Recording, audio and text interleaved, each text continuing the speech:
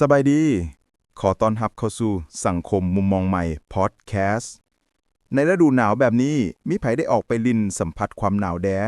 และท่านเคยสงสัยบ่ว่าลาวเฮาเคยมีอุณหภูมิต่ำสุดเท่าใดและแขวนใดหนาวสุดมื้อนี้พวกเราจะพาทานมาหาคำตอบบ่แม่นความหนาวทั่วไปแต่แม่นอุณหภูมิที่ต่ำที่สุดที่เคยบันทึกได้ในแต่ละแขวงลาวเฮาขึ้นชื่อว่าเป็นประเทศที่มีอากาศร้อนแต่ว่าทุกๆปีในช่วงฤดูหนาวเดือนพฤศจิกหาเดือนกุมภา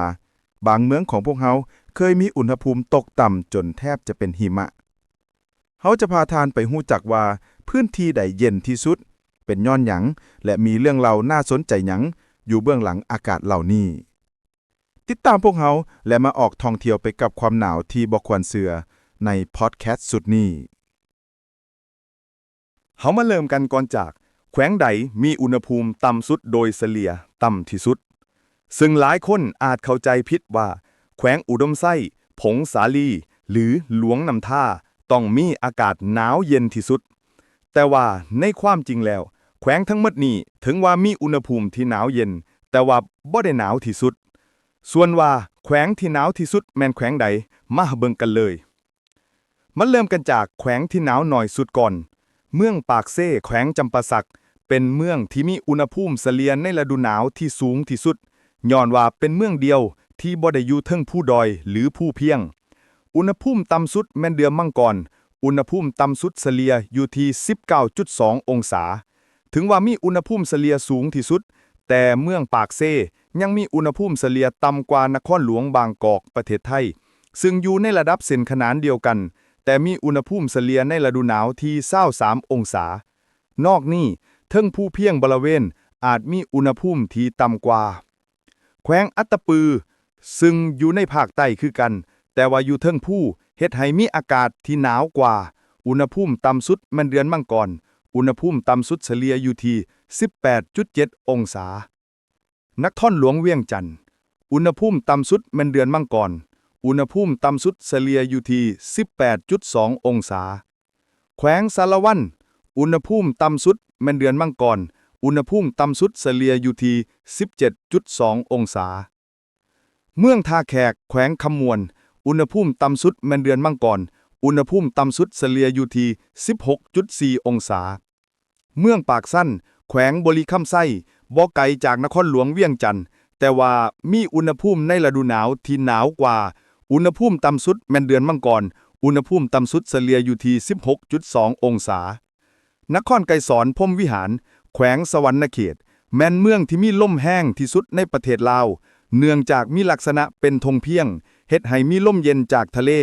อุณหภูมิต่ำสุดแม่นเดือนมังกรอุณหภูมิต่ำสุดเฉลี่ยอยู่ที่ 15.8 องศาและมีอากาศที่หนาวเย็นกว่าในเมืองดากจึงแขวงเซกองซึ่งเป็นแขวงที่ตั้งอยู่เทิงผู้เพียงในภาคใต้อุณหภูมิต่ำสุดแม่นเดือนมังกรอุณหภูมิต่ำสุดเฉลี่ยอยู่ที่ 15.8 องศาและมีอากาศที่หนาวเย็นกว่าในเมืองดากจึงแขวงไสยบุรีมีอากาศที่หนาวเย็นเนื่องจากอยู่เทิงผู้ดอยแต่ยังบ่แม่นแขวงที่หนาวที่สุดอุณหภูมิต่ำสุดแม่นเดือนมังกรอุณหภูมิต่ำสุดเฉลี่ยอยู่ที่ 14.8 องศาแขวงหลวงพระบางเมืองมรดกมีอุณหภูมิที่หนาวกว่าแขวงทั้งหมดที่เว้ามาย้อนว่าอยู่ในภาคเหนืออุณหภูมิต่ำสุดแม่นเดือนมังกรอุณหภูมิต่ำสุดเฉลี่ยอยู่ที่ 14.7 องศาแขวงบ่อแก้วอีกแขวงหนึ่งในภาคเหนืออุณหภูมิต่ำสุดแม่นเดือนมังกรอุณหภูมิต่ำสุดเฉลี่ยอยู่ที่ 14.6 องศาแขวงหลวงนำท่าอุณหภูมิต่ำสุดแม่นเดือนมังกรอุณหภูมิต่ำสุดเฉลี่ยอยู่ที่ 12.3 องศาเมืองไส้แขวงอุดมไส้แขวงที่มีชื่อเสียงจากน้ำกัดยาลปาอุณหภูมิต่ำสุดแม่นเดือนมังกรอุณหภูมิต่ำสุดเฉลี่ยอยู่ที่ 11.6 องศาแขวงผงสาลีที่หลายคนเข้าใจผิดว่าเป็นแขวงที่หนาวที่สุดเนื่องจากเป็นแขวงที่อยู่เหนือที่สุดของประเทศลาวแต่ว่าแขวงผงสาลียังบ่แม่นแขวงที่อุณหภูมิเฉลี่ยต่ำสุดอุณหภูมิต่ำสุดแม่นเดือนธันวาอุณหภูมิต่ำสุดเฉลี่ยอยู่ที่ 11.2 องศาแขวงสำเหนือแขวงหัวพันอุณหภูมิต่ำสุดแม่นเดือนมังกรอุณหภูมิต่ำสุดเฉลี่ยอยู่ที่ 9.7 องศาแขวงไส้สมบูรณ์ซึ่งตั้งอยู่เทิงผู้ดอยจึงมีอากาศที่หนาวเย็นกว่าแขวงอ้อมข่าง อุณหภูมิต่ำสุดแม่นเดือนมังกรอุณหภูมิต่ำสุดเฉลี่ยอยู่ที่ 8.2 องศาและมาเบิ่งกันเลยว่าเมืองที่มีอุณหภูมิเฉลี่ยต่ำสุดของประเทศลาวอยู่ไสแขวงที่มีอุณหภูมิเฉลี่ยต่ำสุดของประเทศลาวแม่นแขวงเชียงขวางนอกจากแขวงเชียงขวางจะมีสาวงามและธงไหหินแขวงเชียงขวางยังมีอุณหภูมิเฉลี่ยที่ต่ำที่สุดในประเทศลาวเนื่องจากเป็นเมืองที่อยู่ใกล้กับชายแดนเวียดนามเฮ็ดให้มีลมทะเลและอยู่เทิงภูเพียงที่มีความสูง 1,100 เมตรอุณหภูมิต่ำสุดแม่นเดือนธันวาอุณหภูมิต่ำสุดเฉลี่ยอยู่ที่ 7.8 องศาและสถิติอุณหภูมิที่ต่ำที่สุดในประวัติศาสตร์แมน-2.2 องศาเคยมีหิมะตกในปี 1999 2016 และ 2021 หลังจากที่หาฮู้กันแล้ว มาเบิ่งกันว่าในแต่ละแขวงมีอุณหภูมิที่ต่ำสุดในประวัติศาสตร์เท่าใด และเมื่อวันที่เท่าใด สถิติอุณหภูมิของประเทศลาวเฮานั้นหาได้ยาก มาเริ่มจากนครหลวงเวียงจันทน์ก่อน ในสถิติ นครหลวงเวียงจันทน์เคยมีอุณหภูมิที่ต่ำสุด 2.4 องศาในเดือนมังกร 1924 ในช่วงปี 1970 2021 นครหลวงเวียงจันทน์เคยมีอุณหภูมิต่ำสุด 4.9 องศาในตอนเช้าวันที่24ธันวาคม 1999 และ 5.3 องศาในมื้อต่อมา ปี 1999 แม่นปีหนึ่งที่หนาวที่สุดทั่วประเทศลาว และมีหิมะตกอยู่หลายแขวงในภาคเหนือและภาคตะวันออกเฉียงเหนือ สำหรับอุณหภูมิที่ต่ำที่สุดในตอนกลางเวนนครหลวงเวียงจันทน์เคยมีอุณหภูมิต่ำสุด 14.3 องศาในวันที่26มังกร 2016 ห้องลงมาแม่น 15.6 องศาในวันที่20มังกร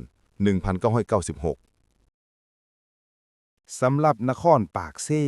แขวงจำปาสักอุณหภูมิที่ต่ำที่สุดแม่น 7.8 องศาในวันที่1มังกร 1955 ซึ่งปี 1955 แม่นอีกปีหนึ่งที่หนาวที่สุด และในประเทศไทยแม่นมีหิมะตกขังทำอิฐและยังบ่เคยมีอีก ในปี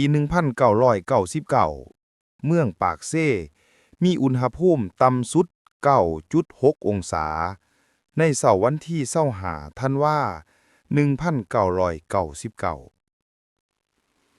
1999 สำหรับในตอนกลางเว้น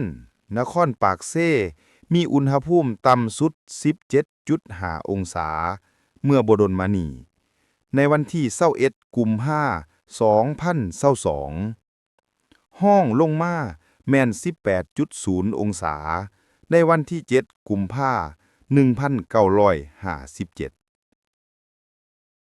นครไกรสอนพรหมวิหารแขวงสวรรณเขตอุณหภูมิที่ต่ำที่สุดแมน 3.2 องศาในวันที่15มังกร 1963 ห้องลงมาแมนอยู่ที่ 3.9 องศาในวันที่12มังกร 1955 ในปี 1999 นครไกรสอนพรหมวิหารมีอุณหภูมิต่ำสุด 7.0 องศาในเช้าวันที่25ธันวาคม 1999 สำหรับในตอนกลางเวนนครไกรสอนพรหมวิหารมีอุณหภูมิต่ำสุด 15.2 องศาในวันที่22มังกร 1983 ห้องลงมาแมนใกล้เคียงกันอยู่ที่ 15.3 องศาในวันที่8กุมภาพันธ์ 2004 เมืองท่าแขกแขวงคำม่วน อุณหภูมิที่ต่ำที่สุดแม่น 19.8 องศาในวันที่12มังกร 1955 ห้องลงมาแม่นอยู่ที่ 3.1 องศาในวันที่15มังกร 1963 ในปี 1999 เมืองท่าแขกมีอุณหภูมิต่ำสุด 4.3 องศาในเช้าวันที่26ธันวาคม 1999 สำหรับในตอนกลางเวนเมืองท่าแขกมีอุณหภูมิต่ำสุด 15.6 องศาเมื่อบ่ดนมานี้ในวันที่22มังกร 1983 และ29ธันวาคม 1991 ห้องลงมาแม่น 16.3 องศา ในวันที่ 30 ธันวา 1983 เมืองห้วยทราย แขวงบ่อแก้ว อุณหภูมิที่ต่ำที่สุดแม่น 1.5 องศา ในเช้าวันที่25ธันวา 1999 และมีอากาศหนาวเย็นต่อเนื่อง 3 มื้อนอกจากปี 1999 แล้ว ในเดือนมังกรปี 1974 ก็มีอุณหภูมิอยู่ที่ 1.5 องศาคือกัน สำหรับในตอนกลางเว้น เมืองห้วยทราย มีอุณหภูมิต่ำสุด 9.2 องศา ในวันที่25มังกร 2016 และ 10.2 องศา ในมื้อต่อมาห้องลงมาแม่นใกล้เคียงกันอยู่ที่ 13.3 องศา ในวันที่15ธันวา 1975 แขวงเสียงขวาง อุณหภูมิต่ำสุดในประวัติศาสตร์แม่น-2.2 องศา เมืองซ้ำเหนือ แขวงหัวพัน อุณหภูมิต่ำสุดในประวัติศาสตร์แม่น-1.1 องศา แขวงหลวงน้ำทา อุณหภูมิต่ำสุดในประวัติศาสตร์แม่น0.4 องศา แขวงหลวงพระบาง อุณหภูมิต่ำสุดในประวัติศาสตร์แม่น0.8 องศาไสยบุรี อุณหภูมิต่ำสุดในประวัติศาสตร์แม่น4.8 องศา และสุดท้าย แขวงสารวัน อุณหภูมิต่ำสุดในประวัติศาสตร์แม่น9.0 องศา สำหรับแขวงอื่นๆบ่พบข้อมูลสถิติอากาศ นี่แม่นสถิติอุณหภูมิต่ำสุดโดยเฉลี่ยและอุณหภูมิต่ำสุดในประวัติศาสตร์ของ 18 แขวงทั่วประเทศลาว ขอให้ท่านมีความสุขกับฤดูหนาวปีนี้ สบายดี